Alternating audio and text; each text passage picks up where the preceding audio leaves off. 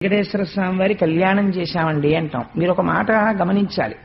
అసలు సంప్రదాయమునందు ఒక గమ్మత్తుందండి. కళ్యాణం అన్న మాట పురుష స్వరూపం వైపు నుంచి వాడరు.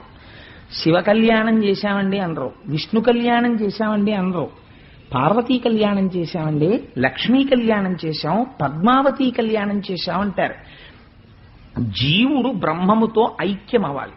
ఇప్పటి వరకు జీవుడు జీవుడుగా కనపడ్డవాడు జీవుడు కాదు, అది బ్రహ్మమే అన్న ఎరుక కలగాలి తప్ప రెండు పదార్థాలు ఉండవు. ఉన్నది ఒకటే పదార్థం జీవుడిగా కనపడుతోంది, అది జీవుడు కాదు, అది పరమాత్మ అని తెలియాలి.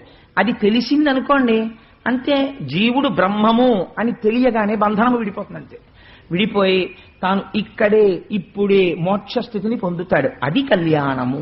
అందుకే ఆ కళ్యాణమునకు ఆలంబనమేది? అహంకార పరిత్యాగము. ముందు నా అంతవాణ్ణి నేనన్న భావన పోయి భక్తి ఏర్పడితే తప్ప ఈశ్వరతత్వం అంకురించ